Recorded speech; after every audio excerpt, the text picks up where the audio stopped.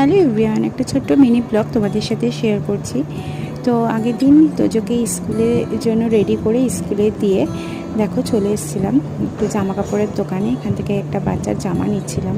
তারপরে চলে এলাম আমাদের বাড়ির পাশে সবথেকে বিখ্যাত মা মনসা মিষ্টির দোকান, যেখানে প্রচুর মিষ্টি পাওয়া যায় আর যেটা সবার ফেভারিট। তো সেখান থেকেই মিষ্টি নিয়ে নিলাম। এই যে দুইজনে বাইকে করে এবার বেরিয়ে পড়েছি।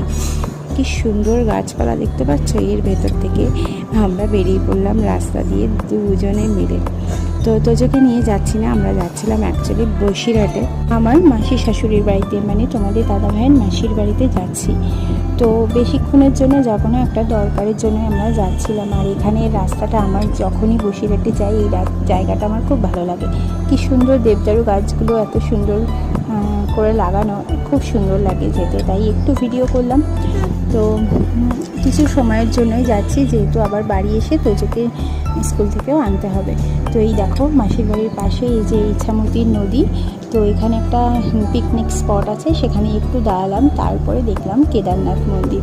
তো ওখানে একটা মন্দির ছিল, তা রাস্তা দিয়ে যাচ্ছিল একজন মহিলা যে ধূপকাঠি বিক্রি করছিল, তোমাদের দাদাভাই তার কাছ থেকে ধূপকাঠি নিয়ে এই যে চলে এলাম মাসির বাড়িতে। আর মাসি আসার পরে কত ফল আমাকে কেটে দিয়েছে, মিষ্টি দিয়েছে। আর এইদিকে দেখো দাদার ছেলের সাথে খেলা করছে তোমাদের দাদাভাই ক্রিকেট ঘরের মধ্যে। তারপর একটু ছাদে গেলাম, আর মাসির ছাদে প্রচুর ফুল গাছ, তো সেই ফুল গাছগুলোই একটু দেখছিলাম।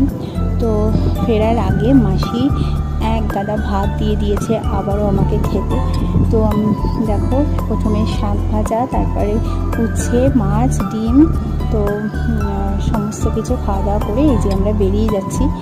তো এসে রাস্তায় কিছুটা আসার পর একটু দাঁড়ালাম, একটা ঝিল মতো আছে। তারপরে দেখো বাড়ি চলে এলাম। কেমন লাগলো ভিডিওটি অবশ্যই জানিও। আর গরমে একদম ঘেমে গেছি।